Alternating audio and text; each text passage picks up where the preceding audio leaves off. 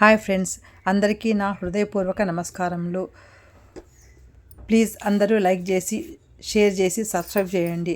నేను మీకు ఈరోజు చూపించే ప్లేసు రవ్వలకొండ. ఇది వచ్చేసి పోతులూరి వీరబ్రహ్మం గారు కాలజ్ఞానం రాసిన గుహ. ఇక్కడ మీకు రాతి పలక కనిపిస్తుంది కదండి. ఈ లోపల గుహలో 14 క్షేత్రాలకు దారి ఉన్నది. తిరుపతి, యాగంటి, శ్రీశైలము 3. ఇది వచ్చేసి చూస్తున్నారు కదా. దీని హిస్టరీకి వస్తే గిన అచ్చమాంబకు తోటి గోపాలకులు వచ్చి చెప్తారు. ఇట్లా ఇట్లా అని చెప్తే గిన అసలు ఏమి తెలుసుకుందాము అనేసి అచ్చమాంబ ఒకసారి ఆయనకు తెలియకోకుండా ఆయనని ఫాలో అయ్యి అక్కడ చూస్తున్నారు కదండి ఆ విగ్రహం దగ్గర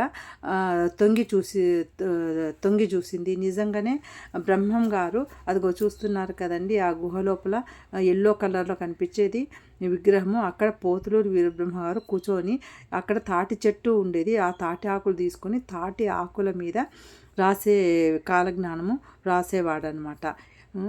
అక్కడ ఎట్లా రాసంటే గోవులను తీసుకొచ్చేసి అక్కడ ఒక చెట్టు దగ్గర రౌండ్గా గీత గీసి ఆ దాంట్లోనే మేత మేసేటట్టుగా ఆయన పోయి వచ్చేంత వరకు ఆ గీతలోనే ఉండి అవి మేత తినేది.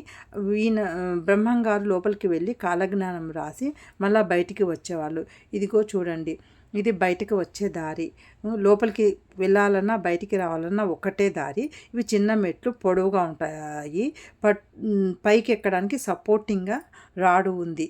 అట్లా రాడుని పట్టుకొని పైకి ఎక్కచ్చు అనమాట. ఇది చూడండి బాయిలాగా లోపల స్వరంగంలాగా ఇటు రౌండ్గా ఉంది.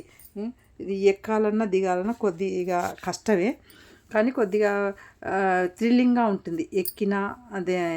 ఎక్కేటప్పుడు కానీ దిగేటప్పుడు కానీ కొద్దిగా థ్రిల్లింగ్గా ఉంటుంది. ముసలోళ్ళు అయితే కొద్దిగా జాగ్రత్తగా ఎక్కాలా. చూస్తున్నారు కదండి ఎంత బాగుంది. మీరు మటుకు ఎవరు మిస్ కాకండి, ఎవరు మిస్ కాకండి. అందరూ చూడండి. మీకు నచ్చితే ఈ ప్లేస్ ఎట్లుందో కమెంట్స్ ద్వారా నాకు తెలియజేయండి. మీరు ఎంతమంది ఈ ప్లేస్ను చూసారో అది కూడా చెప్పండి. చూస్తున్నారు కదా, ఇది బయటకు వచ్చేసిన. ఇది వచ్చేసి గోశాల దగ్గర బయటికి వస్తున్నాను. అందరికీ బాయ్. అందరూ చూసినందుకు మీ